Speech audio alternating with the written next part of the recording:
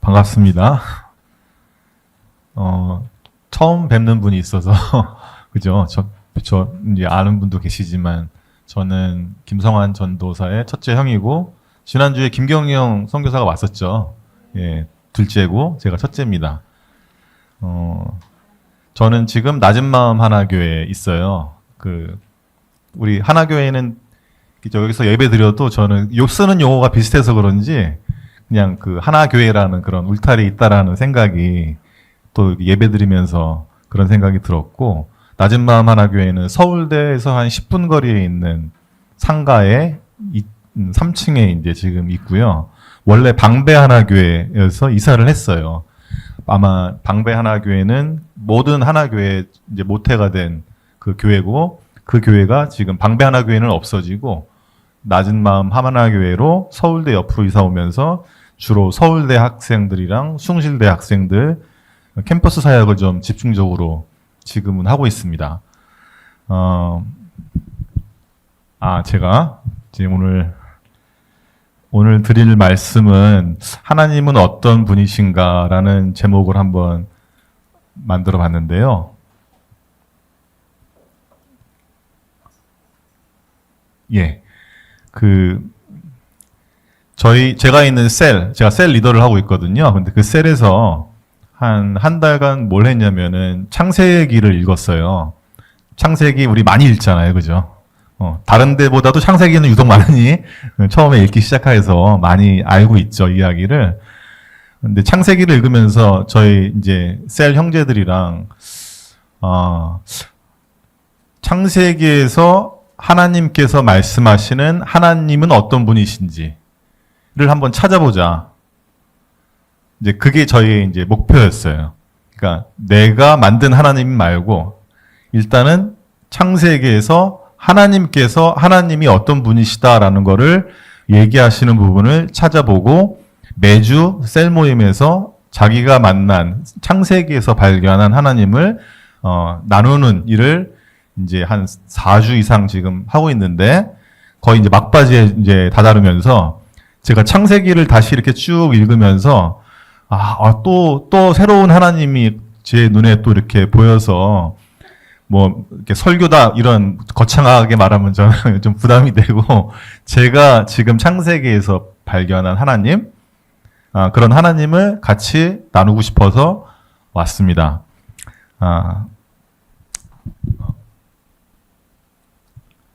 신앙생활이란 말 많이 쓰잖아요. 신앙생활 한다. 너 요즘 신앙생활이 어때요? 뭐 이렇게 묻잖아요. 그죠?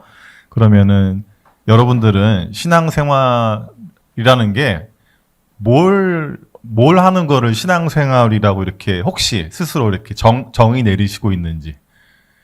신앙생활하면은 뭐 한다는 어떤 걸 한다는 생각이 들어보세요. 말씀 듣고, 지금 이제 듣고 있죠. 그죠? 예배 드리고, 뭐 기도하고, 뭐 찬양하고, 이런 거를 보통 우리가 그냥 신앙생활 한다라고 얘기를 하잖아요. 그죠? 근데 제가 가만히 뒤돌아보니까, 제 스스로 생각했을 때, 마음 없이 기도할 때도 있었어요.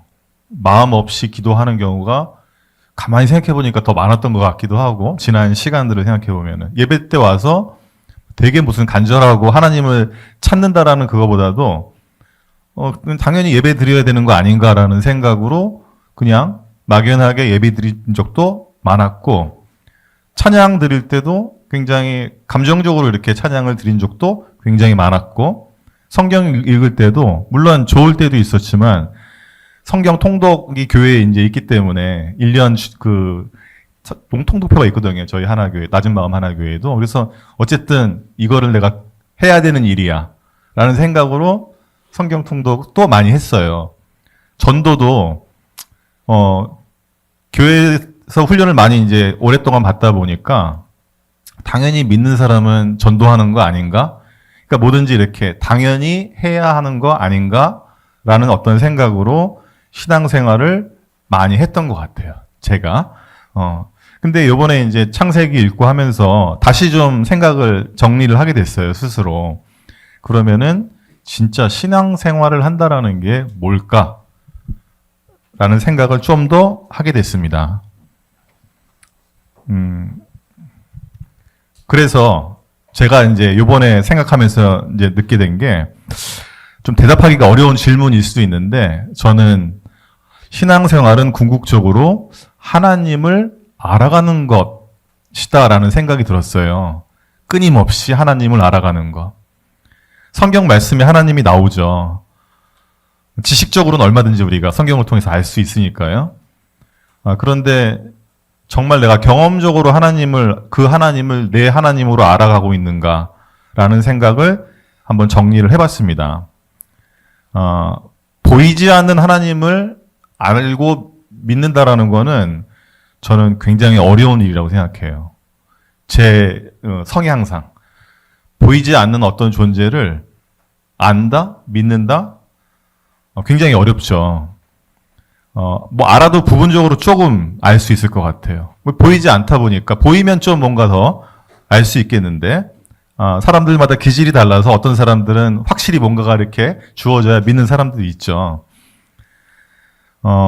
그런데 신앙생활이라는 걸 하면서 제가 경험한 것들은 대부분 조금씩 하나님을 알아가는 것 같아요.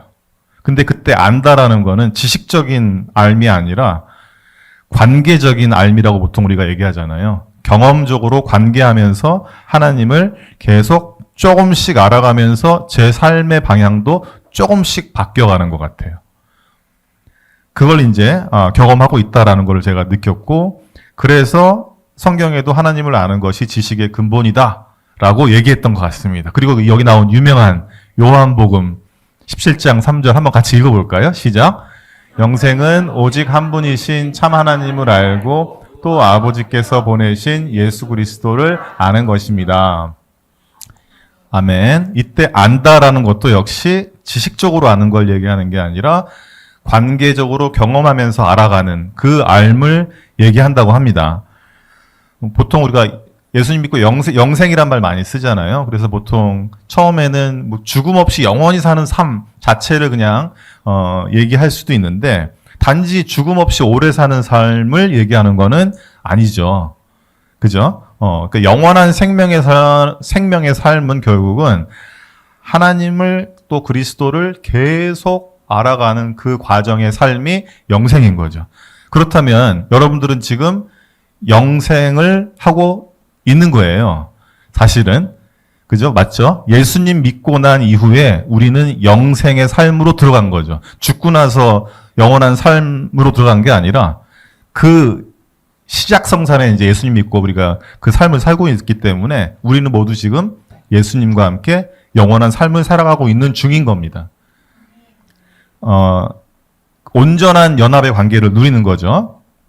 어떤 저희 교회 전도사님이 되게 멋있는 말을 했었는데 저는 그 말이 마음에 콕 꽂혔었어요. 그 말이 뭐였냐면은 하나님은 우리가 알기에는 너무 크신 분이시라. 하나님을 알아가는 데에는 영원한 시간이 필요하다. 그래서 우리는 영생할 수밖에 없다. 하나님을 알아가려면 영원한 시간이 필요하다. 제가 셀 리더하면서 저희 셀원 중에 한 명이 이런 질문을 한 적이 있었습니다. 천국 가면 너무 지겨운 거 아니야? 맨날 뭐 찬양하고 예배드리고 맛있는 거 먹고 그런 질문을 했어요. 어떠세요, 여러분? 천국 가면 같은 게 영원히 같은 게 반복된다고 생각해 보시면은 좋으세요? 똑같은 게 계속 반복돼요, 영원히.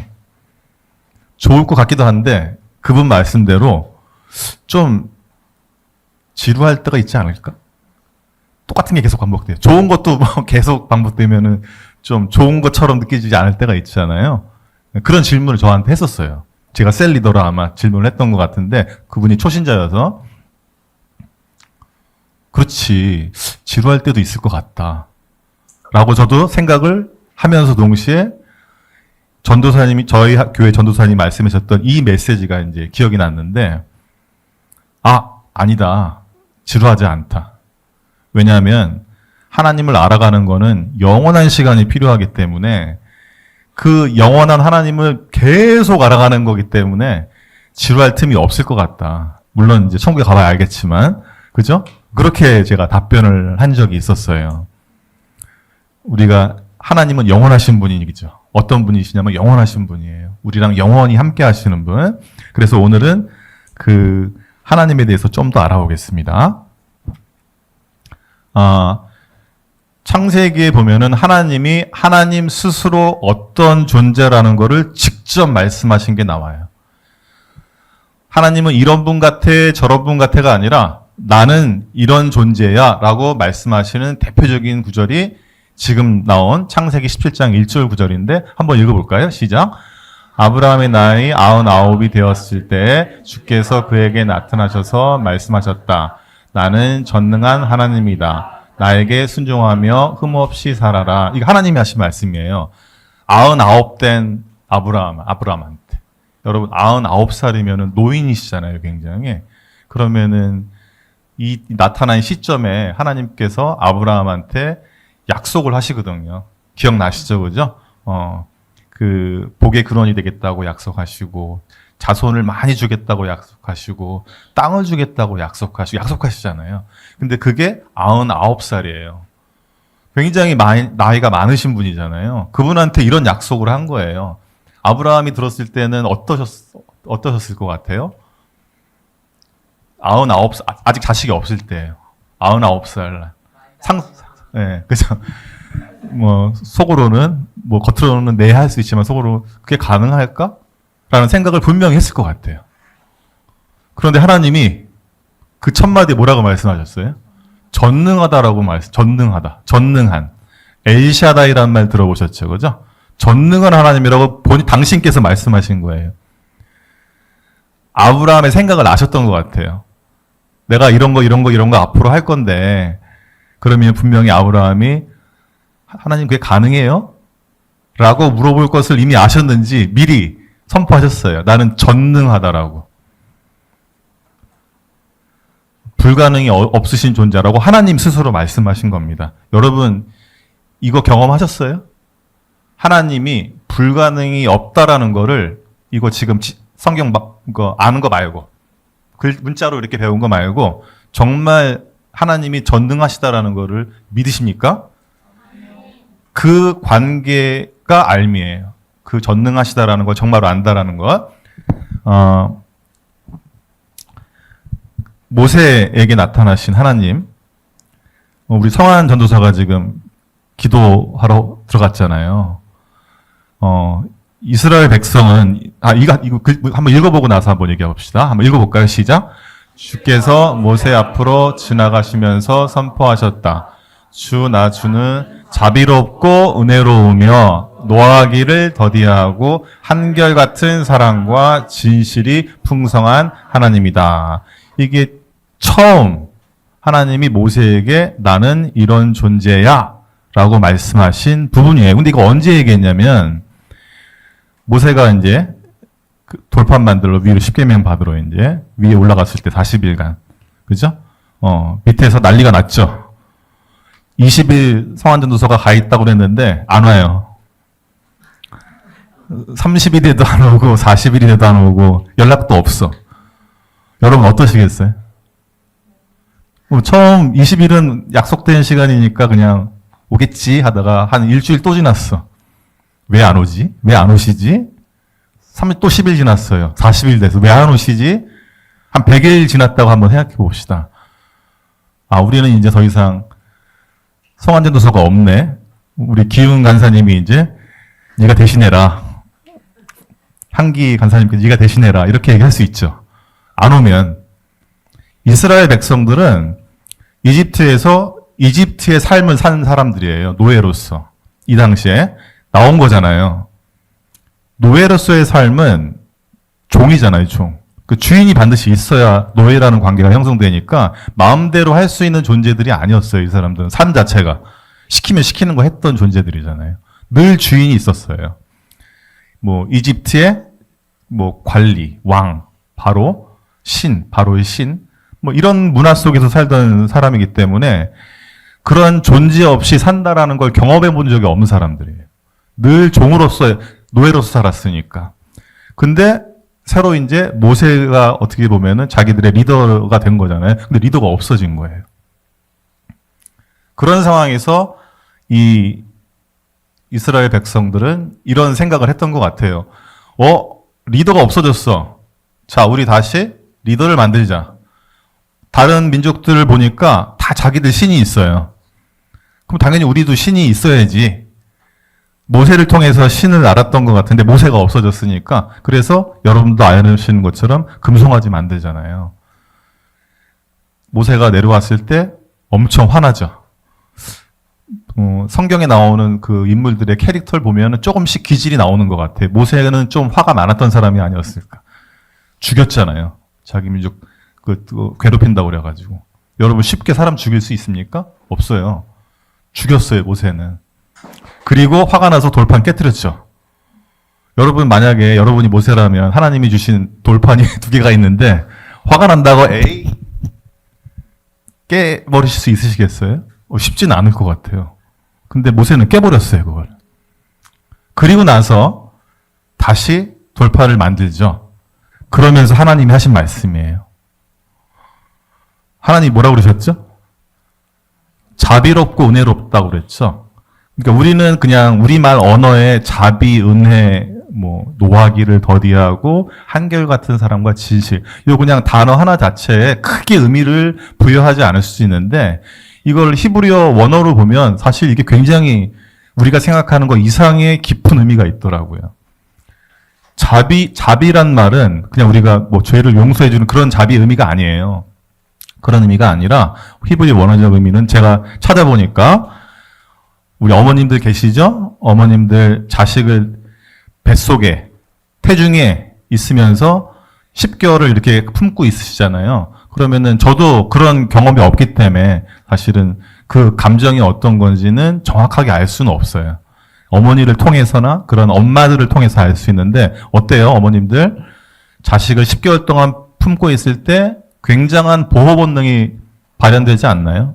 어떻게든 자식을 내 안에 데리고 있기 때문에. 그죠? 그 엄청난 본질적인 보호 본능이 자비래요. 단지 그냥 무슨 용서하고가 아니라 본질적으로 갖고 있는 보호하고자 하는 그런 마음, 그게 자비라고 합니다. 하나님이 그런 분이시라고요. 라고 당신이 얘기하셨어요. 은혜는 어때요, 여러분? 은혜? 우리 은혜 받았다 이런 말 잘 하잖아요. 근데 그 은혜는 값없이 주는 것이래요. 그냥 값없이. 자격 없는데 주는 거. 그리고 굉장히 지위가 높은 사람이 지위가 아주 낮은 사람한테 마음을 주는 거. 그게 은혜래요. 노하기를 더디하고는 여러분 쉽게 알 수 있죠? 우리가 화를 정말 최대한 지연시키는 거죠. 분노를 지연시키는 거죠. 한결같은 사랑은 헤세드란 말 많이 혹시 들어보셨나요? 헤세드? 그게 이제 이 한결같은 사랑인데 관계를 끝까지 유지하고자 하는 헌신이래요. 헌신, 결심, 관계를 끝까지. 한결같은 사랑은 그냥 우리가 감정적인 게 아니라 관계를 끝까지 지켜나가려고 하는 헌신이고, 그 다음에 진실이 풍성한 하나님. 이 진실이란 말은 흔들리지 않는 견고함이래요. 이걸 조금 풀어 얘기하면 하나님은 그런 분이라고 하나님 당신께서 얘기하셨어요. 이거를 지금 모세한테 선포하신 거예요. 그래서 이 말씀이 성경 전반부 읽다 보면 굉장히 많이 나와요. 그죠? 민수기, 신명기도 나오고 뒤쪽 가면 시편에도 나오고 나홈에도 나오고 굉장히 많이 하나님이 어떤 분이신지를 얘기합니다. 자, 그렇다면 하나님을 이렇게 여러분들한테 말씀하셨는데 여러분들은 어떤 하나님을 기억하세요? 경험하고 있는 하나님은 어떤 분이십니까? 처음 성경을 읽는 분들은 구약, 신약을 읽다 보면은 이제 그런 피드백을 많이 하시더라고요. 구약의 하나님은 좀 무서워. 되게 인정사정 없으신 분 같기도 하고, 신약으로 오면은, 너무 사랑이 많으셔. 우리 인류를 구원하기 위해서 예수님을 보내주시고, 이런 식으로 많이 그냥, 직관적으로 경험을 하시는 것 같아요. 근데 그런 하나님을 사람들이 처음에 경험을 하는데, 과연 그런 하나님이 진짜 그런 하나님인지, 오늘은 창세기 속에 나타난 하나님을 좀 더 구체적으로 우리가 찾아보겠습니다.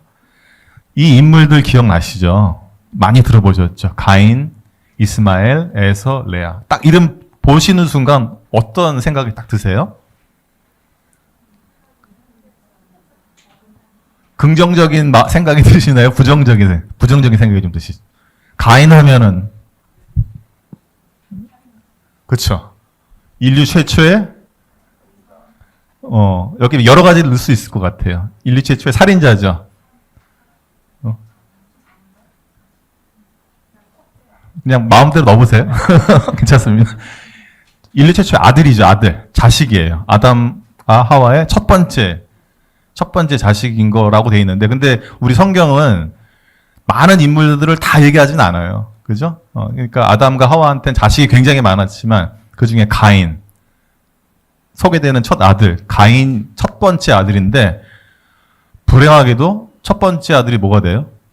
살인자가, 최초의 살인자예요, 또. 왜 죽였습니까? 동생을 죽였죠. 전 왜 죽인 게 아니라 동생을 죽였어요. 아벨을 왜 죽였어요? 질투심? 비교의식? 질투심? 인정욕구? 우리가 흔히 얘기하는 그런 게 발동되지 않았을까? 우리 다 있잖아요. 그죠? 하나님이 경고하셨죠. 너 그것 때문에 죄를 지을 수 있으니까. 근데 경고에도 불구하고 동생 죽였잖아요. 동생을 또 죽였어요. 그죠? 그러니까 최초의 살인자라는 오명이 있어요, 가인한테는. 나쁜 형, 나쁜 아들. 아마 성경에 나온 최초의 죽음 이야기가 이 이야기인데, 제가 이제 이번 창세기 읽으면서 상상을 해봤어요. 어떤 상상을 해봤냐면은, 이게 인류 최초의 죽음이라면, 아버지인 아담과 하와, 부모님은 아담과 하와는 어떻게 생각하셨을까? 죽음을 본 적이 없는 사람들이야. 근데 그 죽음을 자식이 없어진 거예요. 우리는 많이 봤잖아요. 문화적으로도 경험적으로 많이 봤으니까 대충 어떻게 된다라는 걸 알고, 어떻게 해야 된다라는 것도 알고, 뭘 하는지 알겠지만, 처음 본 죽음이란 말이에요, 세상에서. 그 충격이 얼마나 컸을까라는 생각. 존재가 없어져 버린 거니까. 그래서 그게 좀 생각이 들더라고요. 이 처음 본 죽음을 어떻게 느꼈을까. 어쨌든, 우리 가인은 안타깝게도 살인자라고 우리가 인식되어 있습니다. 이스마엘이라고 들어보셨죠? 이스마엘, 아브라함의 무슨 아들이죠? 새 아들? 네, 새 아들이죠. 아브라함이 어떤 아들이죠? 이삭이 진짜 그 언약의 아들이잖아요. 그죠? 근데 아브라함은 안타깝게도 언약 밖의 아들이었잖아요. 그죠? 하나님께서 약속하신 아들은 이삭이었잖아요. 아브라함. 이스마엘은 약속 바깥의 아들이에요. 종인 하갈로부터 나온 아들이죠. 어떻게 보면은 이삭을 주시겠다고 계속 말씀하셨지만, 아브라함도 조급했나요? 그죠? 그 약속을 기다리기가 쉽지 않을 수도 있겠다. 아마 이런 게 우리 모습일 수 있는 것 같아요. 기다리기 쉽지 않잖아요, 사실은. 그래서 어쨌든 내쫓기죠. 엄마와 함께. 그런데 이 이스마엘은 나중에 아브라함의 그 패밀리, 직계 가족 중에서 이스라엘을 대척하는 오늘날 아랍 민족들의 주가 또 많이 되잖아요. 그러니까 이스마엘을 보면은 이 사람도 역시 긍정적인 생각보다는 부정적인 생각을 우리가 많이 하게 돼요. 약속 바깥의 아들인데 더군다나 이스라엘을 대적하는 그런 조상이 돼버렸으니까요. 에서 기억나시죠? 야곱의 두 아들 중에 첫째 아들이죠. 에서. 죄송합니다. 이삭의 첫째 아들 에서고 둘째 아들이 야곱, 쌍둥이 아들 야곱이잖아요. 에서는 어떤 아들이에요? 동생 야곱에게 뭘 팔았죠? 장자권을 팔았어요. 근데 가끔 저는 이해가 안 돼요. 그 당시 장자권은 우리가 생각하는 것보다 훨씬 큰 힘이 있었다라고 보여지거든요. 보통 재산을 2배를 준대요. 보통 고대 사회에서는. 그 다음에 법적인 권한을 갖고 있대요. 법적인 책임과 함께 권한을. 장자한테는 그게 주어지기 때문에 이게 굉장히 큰 거예요, 장자권이. 근데 배고프다고 팥죽 때문에 그걸 팔았다라는 게 저는 개인적으로 조금 이해는 안 가더라고요. 그렇게 배고팠나? 또는 이 사람이 좀 식욕이 굉장히 강한 사람인가? 이런 상상을 해보는 거죠. 몰라요. 사실은 어떤 사람인지. 근데 결과론적으로 보면은 자기한테 주어진 굉장히 중요한 책임을 팔죠. 근데 그 판 결과가 어떻게 된 거죠? 너무 우리가 지금은 알잖아요. 이제 성경책 전체를 읽어봤으니까. 축복을 뺏기죠. 물론 야곱의 속임수가 작용한 겁니다. 동생의 속임수가 적용했지만 어쨌든 결과적으로는 자기 육체적인 욕구 때문에 중요한 권리를 버림으로써 언약의 그 계보가 비껴나가죠. 좀 안쓰럽기도 해요. 저도 첫째다 보니까 만약에 이걸 감정이입을 해보면 하나님께서 너는 더 이상 첫째가 아니야. 축복은 막내인 성환전도사에게 갈 거야 라고 하면 첫째 입장에서는 여기 첫째이신 분 계신가요? 굉장히 속상할 것 같아요. 그죠? 역시 우리한테 기억나는 애서는 긍정적인 것보다는 에휴 왜 괜히 장자권을 배고프다고 팔아가지고 너는 왜 그 언약의 계보로부터 벗어나게 됐어? 라는 그런 감정이 들 수 있는 존재입니다. 마지막으로 레아라는 존재를 볼게요. 여러분 레아 기억나시나요? 예, 야곱의 아내죠. 라반의 첫째 딸, 큰 딸, 둘째 딸 라헬. 여러분 레아 하면은 남편 야곱으로부터 뭐한 아내입니까? 사랑받지 못한 아내. 맞아요. 여기 아내분들 계시잖아요. 어떨 것 같으세요? 내가 사랑받지 못한 아내야. 근데 게다가 아내가 2명이라고 생각해 보세요. 내 남편에게 아내가 2명인데 그 중에 나는 사랑받지 못한 아내야. 상실감이 엄청 크지 않을까요? 남편 야곱은 라헬을 엄청 좋아했나 봐요. 7년을 기다리고 또 7년을 기다리고 14년이나 기다려서 라헬을 아내로 결국은 맞이하게 되는데 7년 지나서 라헬을 약속받았지만 다시 레아가 이제 아내로 들어와서 레아를 아내로 처음 만나게 되잖아요. 라헬을 정말 사랑했구나를 알 수 있는 것과 동시에 레아를 보면 너무 안쓰러워요. 그런 생각 드시나요? 사랑받지 못한 자의 어떤 그 좌절이나 슬픔. 이거는 우리 문화 통틀어서 어떤 되게 중요한 모티브인 것 같아요. 사랑 받지 못한 어떤 사람들의 결과들. 지금까지 여러분들한테 이 소개한 인물들을 좀 보면 말씀드린 것처럼 마치 실패한 인생을 산 것 같고 뭔가 본인들이 어떤 기질적인 문제 때문에 잘못된 선택을 한 사람인 것 같고 가 더 부각되죠, 우리한테. 그런데 하나님은 제가 요번에 창세기 읽으면서 그 인물의 어떤 결과라든가 캐릭터를 보게 하신 게 아니라 하나님이 이들을 어떻게 하셨나를 보게 하시더라고요. 선택은 분명 잘못했어요. 죄를 지었어요. 죄에 대한 책임도 져요. 그죠? 하나님은 죄를 그냥 넘기시는 분은 아니시잖아요. 반드시 책임을 물으시는 분이시지만 그걸로 끝나지는 않죠. 자, 최초의 살인자 다시 돌아와서 가인은 어떻게 됩니까? 읽어볼까요? 시작. 주께서 그에게 말씀하셨다. 그렇지 않다. 가인을 죽이는 자는 7 갑절로 벌을 받을 것이다. 주께서는 가인에게 표를 찍어 주셔서 어느 누가 그를 만나더라도 그를 죽이지 못하게 하였다. 예. 여러분, 옛날에는 사람 죽이면 죽어야 되는 그런 법이 있었죠. 그죠? 죽이면 죽어야 돼요.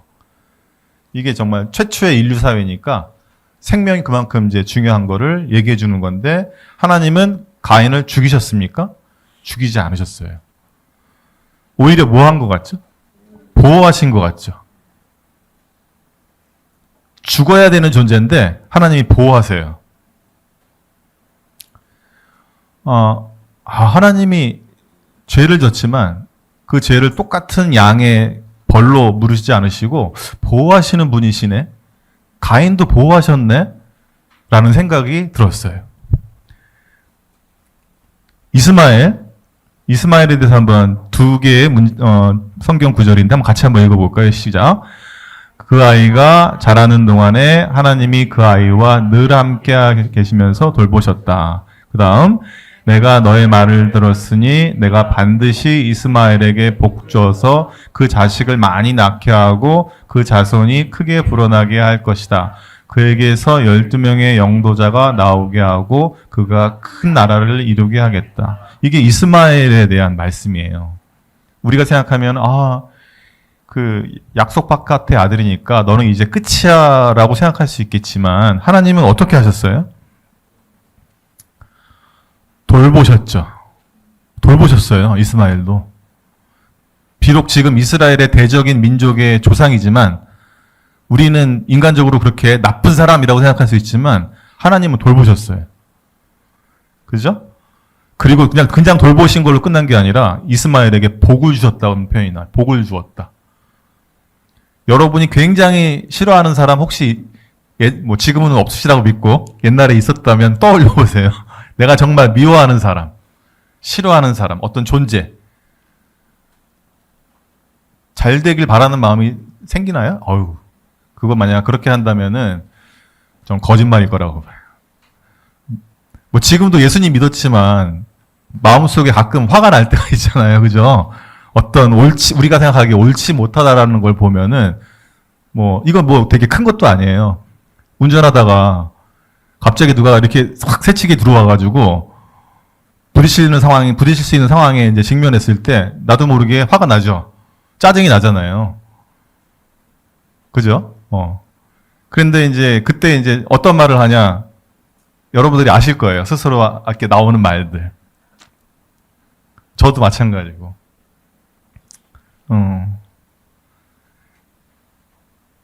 우리가 생각하는 그런 사람이 있다고 했을 때, 이스마엘은 야곱의 자손들에게 그런 존재일 수 있고, 그런데 하나님은 복을 주었어요. 하나님이 너무한 거 아닙니까? 라고 생각할 수 있어요. 복을 줬다고 표현되어 있고, 큰 나라를 이루게 하겠다고 그러셨어요. 하나님이 반응하시는 거는 이런 모습이에요, 지금. 에서는 어땠습니까? 에서 한번 읽어볼까요? 시작. 에서는 아내들과 아들과 딸들과 자기 집의 모든 사람과 집짐승과 또 다른 모든 짐승과 가나안 땅에서 얻은 모든 재산을 이끌고 야곱과는 좀 떨어진 다른 곳으로 갔다. 두 사람은 재산이 너무 많아서 함께 살 수 없다. 그들은 특히 집짐승이 많아서 거기에서 그대로 살 수 없다. 그래서 에서 곧 에돔은 세일산에 자리를 잡았다. 아멘. 여러분, 에서는 약속 바깥에 언약 계보에서 역시 제외된 아들인데 하나님이 어떻게 하셨어요? 재산을 많게 하셨대요. 그 당시에 재산은 아마 가족 수 이런 걸로 재산을 따졌을 것 같은데 굉장히 번성했다는 얘기예요. 언약 바깥의 아들이지만 풍요로운 삶을 산 것 같아요. 에서도. 출애굽한 이스라엘 백성을 이끌고 광야를 통과하는 모세에게 이런 말씀도 하세요. 한번 읽어볼까요? 시작. 또 백성에게 지시하라고 하시면서 말씀하시기를 너희가 세일에 사는 에서의 자손 곧 너희 친족의 땅 경계를 지나갈 때에는 그들이 너희를 두려워할 터이니 매우 조심하여라. 그들의 땅은 한시도 너희에게 주지 않았으니 그들과 다투지 말아라. 세일산은 내가 에서에게 유산으로 주었다. 유산도 주세요. 여기 세일산이 어디냐면 혹시 요르단 방문해 보신 적 있으세요? 요르단? 예, 방문해 보신 적 없으시면 꼭 한번 경영 선교사가 이집트로 가긴 하지만 요르단에 우리 하나 가족들이 있으니 같이 방문하시면은 세일산을 볼 수 있어요, 가면. 세일산이 오늘 얘기하는 그 유명한 관광지 중에 페트라라는 데가 있어요. 페트라라는 도시를 보면은 완전히 그 암벽, 그죠? 그 마을이 그 암벽에 가려서 안 보여요. 천의 요충지래요, 거기가. 그 외부에서 침입하기가 그렇게 어렵대요. 보이질 않아요. 실제로 가보면은 바깥에서 보면 거기 안에 마을이 있는지 몰라요. 한참 들어가면 굉장한 마을이 나와요. 세일산이 그 산이랍니다. 그러니까 에서한테 준 거는 외부의 침입으로부터 안전하게 지킬 수 있는 그 곳을 하나님께서 주셨어요. 에서 보호하셨던 거예요. 에서도. 그리고 당부까지 했잖아요. 그죠? 다투지 말라고 에서랑 형제랑. 자, 또 마지막으로 레아를 한번 보겠습니다. 레아 한번 읽어볼게요. 시작. 주께서는 레아가 남편의 사랑을 받지 못하는 것을 보시고 레아의 태를 열어주셨다. 라헬은 임신을 하지 못하였으나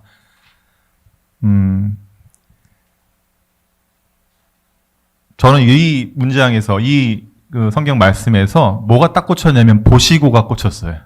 보시고. 사랑받지 못한 아내 레아예요. 왜 남편은 내 동생 라헬을 더 사랑하고 라헬만을 더 원할까? 굉장히 좌절해 있던 레아의 모습을 하나님은 보시고 계셨던 거예요. 여러분들을 보시고 계신 거죠. 보시고 계세요, 우리를. 그래서 결론적으로 레아에게는 하나님이 어떤 식으로 그 마음을 하나님께서 이렇게 만져주시죠. 어떻게 만져주시죠? 아들을 6명이나 주셨어요. 12명 중에 6명이 레아에게서 나오고 라헬에게서 2명 나오고. 그죠? 나머지는 첩 종들한테 이제 나온 자식들이고, 그러니까 지분이 반이에요. 레아의 지분이. 그리고 레아가 낳은 아들들의 이름들이 성경에 보면 굉장히 다 의미가 있는 이름들인데 그게 다 하나님과의 관계에서 나오는 고백들의 이름이에요. 레아도 알았던 것 같아요. 하나님이 나를 보시고 계시는구나. 내 상한 마음을 알고 계시는구나. 레아의 마음을 치유하시는 그런 하나님이셨어요. 우리가 처음에 이렇게 얘기를 시작했죠. 가인, 그죠? 들어오는 생각. 에서, 이스마엘, 레아. 그러면은 우리가 보기에는 이 사람들은 뭔가 실패한 인생 같고 그 다음에 뭔가 잘못된 선택을 한 사람들인데 분명히 우리 관점에서는 그런데 하나님은 또 다르게 이런 분들을 보셨죠. 보시고 결과적으로 돌보시고 복을 주시고 치유하시고 이런 하나님이 보이더라고요. 이번 창세기 읽을 때는. 그 사람들이 어떤 잘못된 선택이 보이는 게 아니라 하나님은 당신의 성품대로 사람을 보시는 것 같아요. 그 끝판왕이 예수님 같아요. 하나님의 성품이 확 드러나는 게. 왜냐하면 예수님 당신께서 스스로 말씀하셨잖아요. 가난한 사람 먼저 찾아오시고 질병 든 사람 찾아오시고 죄로부터 멸시받는 사람들, 어떻게 보면 사회 약자들을 먼저 예수님께서 찾아가셔서 치유하시고 돌보시고 그들을 구원해 내신 분이시잖아요. 물론 죄를 지은 것에 대한 대가를 분명히 치르게 하시는 분임은 분명하지만 그 죄의 굴레로부터 우리를 이렇게 빼놓으셨죠. 제 딸이 2명이 있는데요. 첫 번째 딸이 영어 이름을 제가 어렸을 때 그냥 나중에 쓸 일이 있을까 해서 지어줬어요. 그레이스라고 지어줬어요. 은혜라고. 그레이스라고. 그레이스 킴이에요. 제가 지어준 이름이라 본인은 그게 왜 자기 이름인지도 모를 거예요. 제가 그냥 지어줬으니까. 그때는 뭐 특별한 의미가 없고 그냥 은혜의 딸이라는 의미로 너는 하나님의 은혜를 입은 사람이고 사람이라는 걸 네가 평생 기억하며 살아라라는 제 마음이 거기에 담겨져 있었거든요. 둘째 딸을 낳았는데 둘째 딸은 이름이 예원인데 우리나라 말 발음이랑 좀 이렇게 하다가 뭐가 어울리는 게 있을까 하다가 예원이 하다가 뭔가 애나랑 이름이 뭔가 어울리는 것 같아서 애나라고 줘줬어요. 근데 알고 보니까 이 애나는 히브리어의 한나가 영어의 애나라고 하는데 그 한나라는 뜻도 은혜래요. 제가 의도하고 지은 이름은 아닌데 결국 두 딸 다 어떤 딸이 돼버린 거예요? 은혜의 딸이 돼버린 거예요. 뭔가 저한테 저도 의도치 않게 선택했지만 하나님께서는 그런 하나님을 저한테 보여주신 건 아닐까. 하나님의 형상을 우리가 입었잖아요. 우리는 하나님의 형상을 아는 것만큼 신앙생활을 할 수 있는 것 같아요. 아는 것만큼. 안다고 뭐 다 그렇게 또 사는 건 아니잖아요. 근데 그 아는 것, 관계를 누리는 거는 굉장히 중요한 것 같습니다. 그분의 실체를 아는 거죠. 하나님이 어떤 존재라는 신체를 아는 거죠. 그 진정성을 안다면 그분을 따라가고 싶지 않을까라는 생각이 들어요. 진정성을 안다면. 그 종교적 신념은 아니죠, 그거는. 넘치는 사랑을 경험해 보면 흘러가게 돼 있는 것 같아요. 제가 오늘 와서 이제 기도하면서 갑자기 제 처음 어렸을 때부터 지금까지가 이렇게 기억이 나더라고요. 오늘 여기 뒤에 앉아 있는데 찬양하고 기도하는데 저한테 하나님은 어떤 존재일까라는 생각이 이제 계속 하고 있었는데 일주일 동안. 근데 오늘 쭉 왔는데 보니까 하나님께서 제가 이제 올해 나이가 만 나이로 54세거든요. 옛날 나이로 치면 이제 55세인 거죠. 그 지난 시간을 딱 기억해 보니까 항상 하나님이 어떤 모습을 통해서 먼저 저에게 찾아오셨더라고요. 제가 원치 않았지만, 제가 찾지 않았지만, 은혜죠.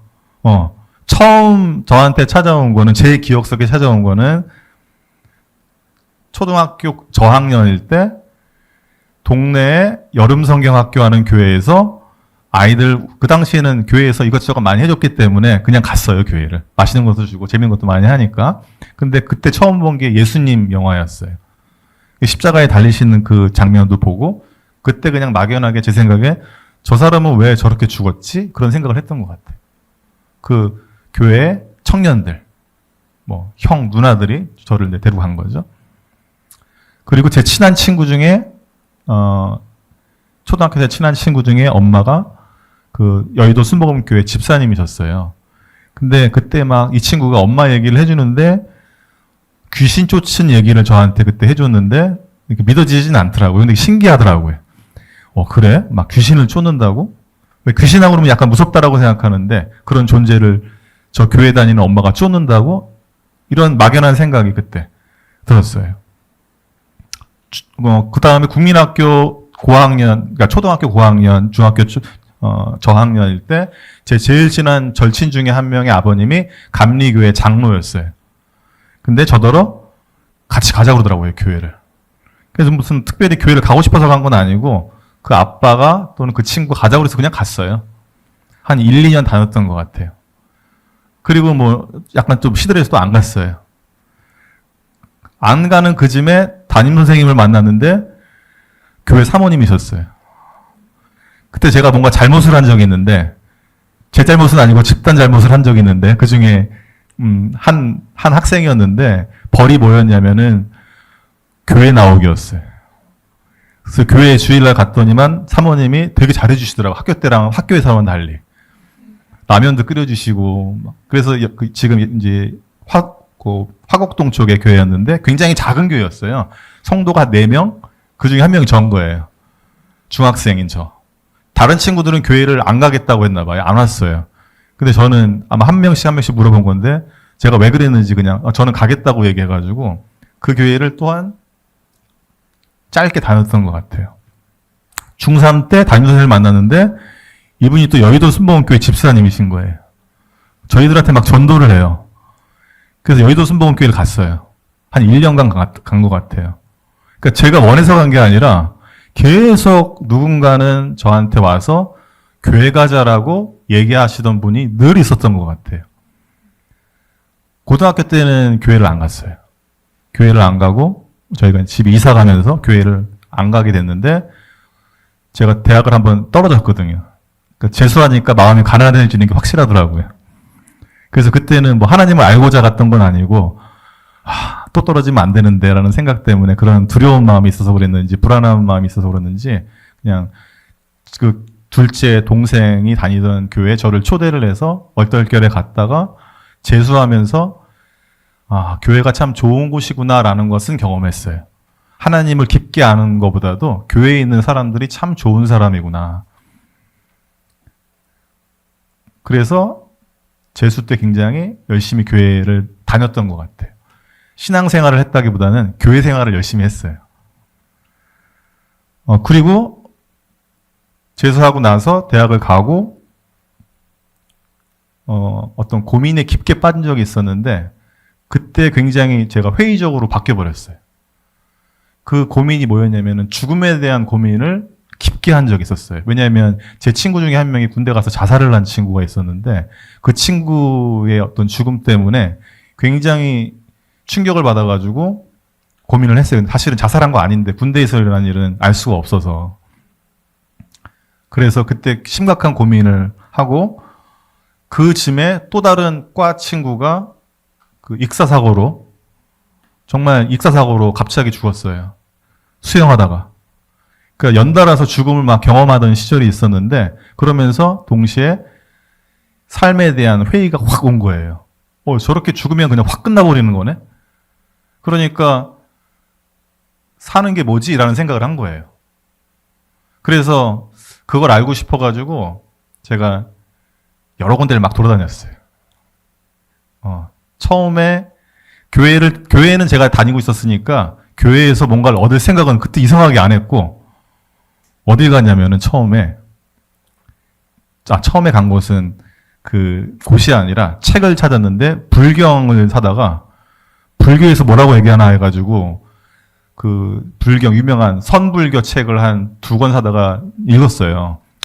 그 죽음의 문제 때문에 삶의 문제 때문에 대학교 한 2, 3학년 때였던 걸로 기억하는데 근데 이게 불경이 너무 어렵더라고요. 한자도 많고. 그래서 속으로 아니 이렇게 어려워서 어떻게 이 종교를 믿나 이런 생각을 했어요. 이걸 어떻게 내가 이해할 수 없는데 정말 선불교는 이해하기가 어렵더라고요. 그 당시 제 수준으로는. 그래서 이건 아닌가 보다. 나한테 답을 줄 수 없겠구나 라고 생각을 했고 천주교를 갔어요. 성당을 갔어요. 동네 몰래. 교회 다니고 있는 사람이에요. 성당을 갔어요. 성당을 가서 미사를 드리는데 이렇게 좀 분위기가 경건하더라고요. 분위기 좋더라고요, 되게. 그런데 앉았다 일어났다 무릎 꿇었다가 앉았다 뭐 이런 걸 여러 번 시켜가지고 그 당시 이제 어린 마음에 아니 사람을 이렇게 귀찮게 해가지고 이 종교를 어떻게 믿나 불편하잖아요, 이렇게. 그래서 이것도 좀 아닌 것 같고 하나 남았죠. 뭐가 남았어요? 이슬람이 남았잖아요. 이슬람이 남았잖아요. 이 사람들이 많이 이슬람을 믿으니까 거기엔 또 뭐가 있나 싶어가지고 물었더니만 경기도 광주에 가면은 그 모스크가 하나 있다는 거예요. 물었더니 사실은 이태원에 가면 있거든요. 가까운 데 있는데 거기를 안 가르쳐주고 경기도 광주에 가면 어떤 모스크가 있는데 거기 누가 가보라고 그래가지고 거기 갔어요.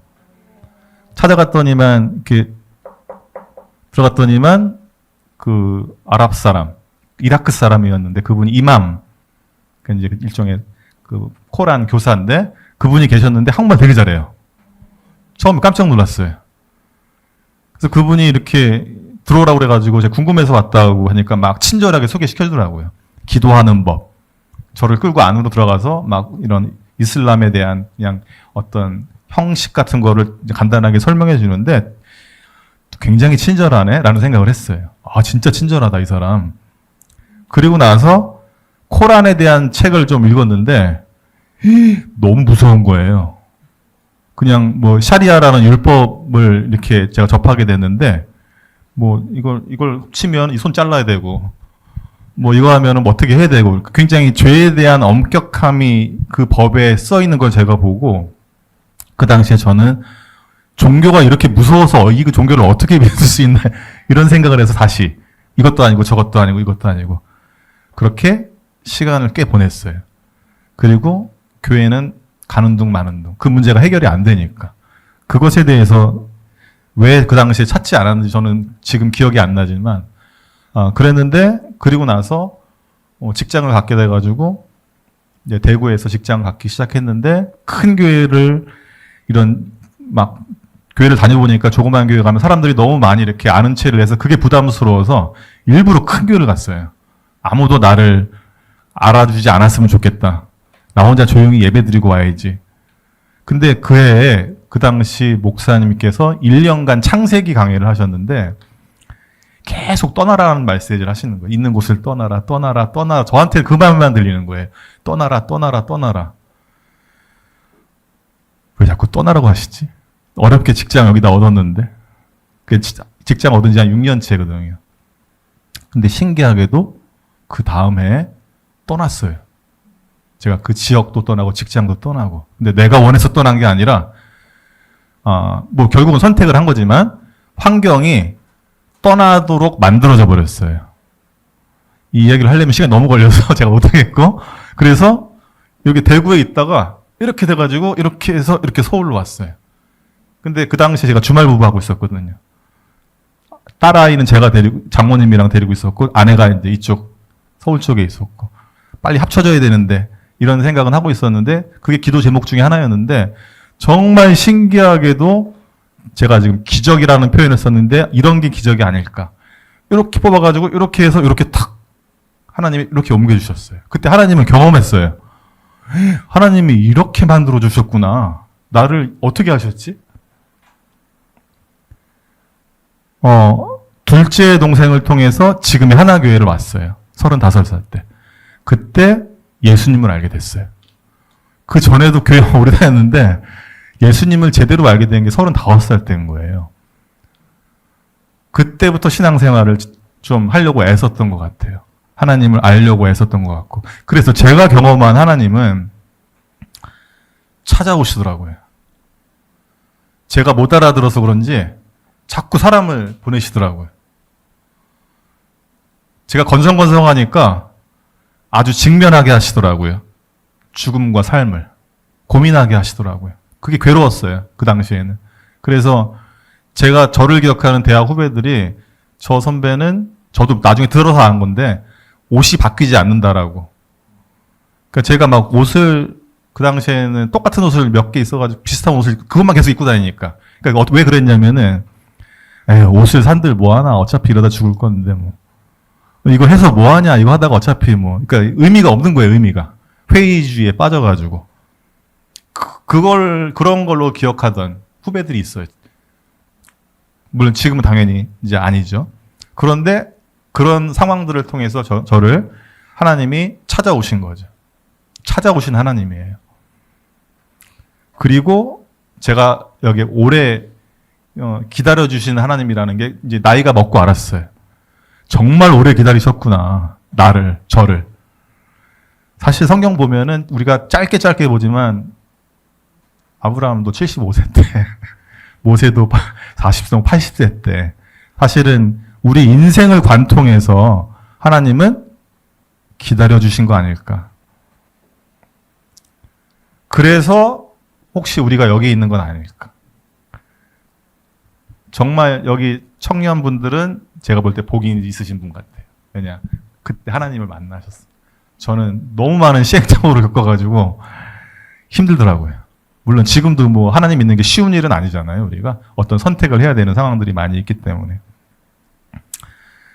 저는 그런 하나님을 지금 경험하고 있고 창세기를 읽으면서 그 자비와 은혜의 하나님이라는 게 과연 나한테 어떻게 오는지가 정말 조금씩 이제 깨달아지고 있습니다.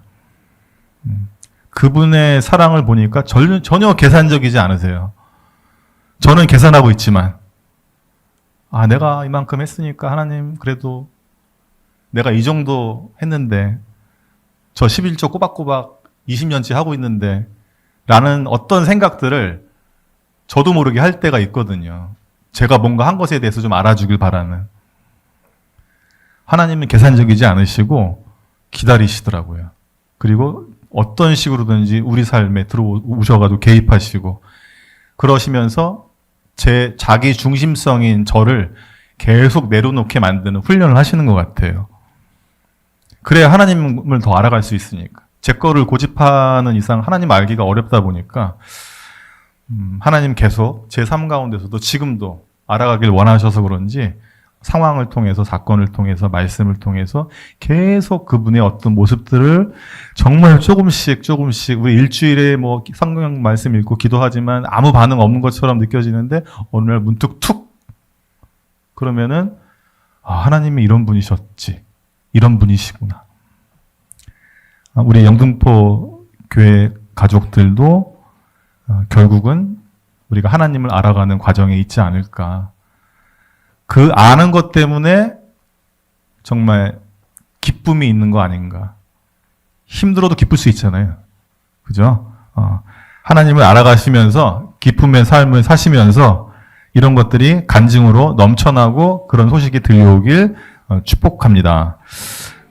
기도할까요? 네, 기도하겠습니다.